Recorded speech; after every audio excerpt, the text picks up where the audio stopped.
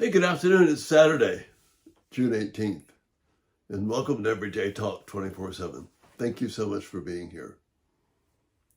Tomorrow, we celebrate Father's Day. But I want to ask a question I've been thinking about for a while. I think it's an important one to ask. Have we lost the courage to raise fathers? Have we lost the vision and the courage to raise sons to be fathers? You see, I think what's happened to us is we've become so self-focused as a culture and so self-focused as individuals that we've lost sight of both the calling and the challenge to be a father.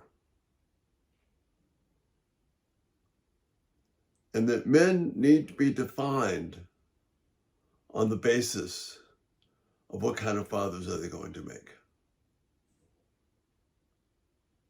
Because that determines what kind of husbands they're going to be. And what kind of mark they're going to make on the culture around us.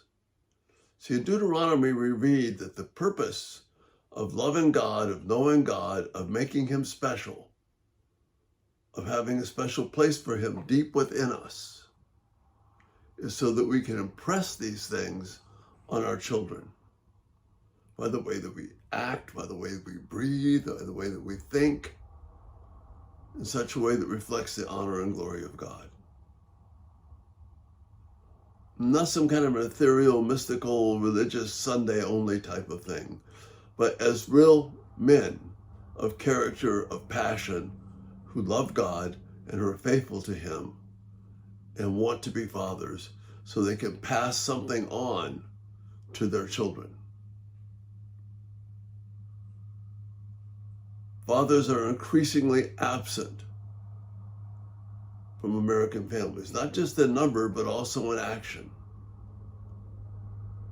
We have abdicated the role that God has given us. We've passed it on to our wives, we've passed it on to the school system, we've passed it on to YouTube, we'll pass it on to anybody rather than buy it for ourselves.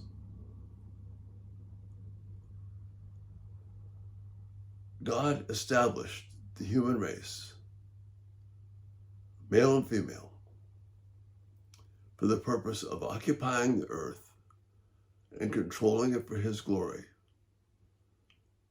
and raising sons and daughters to bring families back into this world, into the world, to continue with that vision. To do that, we need fathers, men who are being committed to honor God first with their lives. So often what do you want to be when you grow up? Or we have a vision for a son. Is he going to be a student? Is he going to be a musician, an artist, a football player, a chess champion, a business executive, someone who is skilled at working with his hands? Those things are all great, but that's not the first thing God called us to. I know the majority of you listening are women, but I'm encouraging you to show this to the men in your lives, to show it to your families, and to call your sons to do the things that God has called them to do. See, when we lose sight of this idea that our role as men is defined by who we are as a father, this is what makes us husbands who are going to be worthy of honoring our wives. If we have no vision for being a father, we can have no vision for being a husband. I can't be a husband first and then a father down the line. I've got to have a vision for being a father so that the person that is married to me sees what my vision is. My vision is just selfish. How much money can we make? How secure can we be? We view kids as something as maybe, maybe not, or a nice thing to have, we've lost sight of the vision that God has given for us. And what's happened is we're raising men who, by being selfish, have become less and less about what men are supposed to be. We're supposed to be fathers, men of courage, men who will protect their family, men who will stand up for something. I'm not talking about the big manly man. I'm talking about the man who has the courage to bring honor to God first. What we've done in serving men and people without the vision for being fathers is we've set us up for selfishness, greed, pornography, impurity. We want women to be pure, but there's no focus on males being pure. We want to pass on a legacy of purity and faith and courage to our children, both to our sons and our daughters.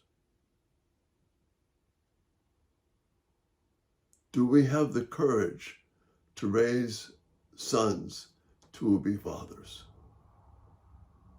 And let the things that they do be in line with that higher calling of being a dad.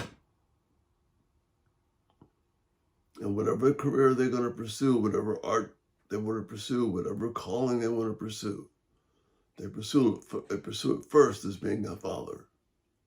That qualifies them to be the best husband possible. That qualifies them to be the best dad possible. It qualifies them to be someone who represents God well. Our job is not to be all that we can be and to serve my own interests and wants. Our job is to be faithful and honoring God as a father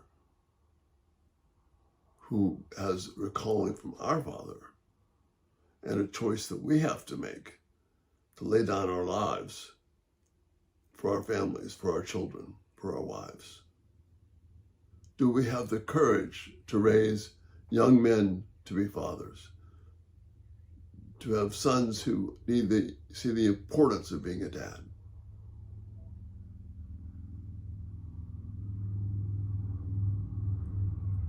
Let's just not celebrate the idea of it's nice to be a dad. Let's celebrate the idea that our calling, our mission, is to be fathers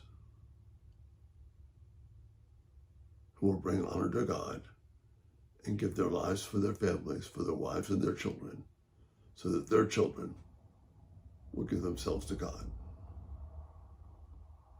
Do we have the courage to raise young men and raise our sons to be fathers? And that's my thought for this Father's Day. Thanks so much for being here. Check us out everydaytalk247.com. Turn on post notifications and videos will come right to you. Don't celebrate the idea of fatherhood. Celebrate the idea of being a father who has the courage to live for God and to raise sons and daughters who also will live for God. Lord willing, we'll see you Monday. Bye-bye.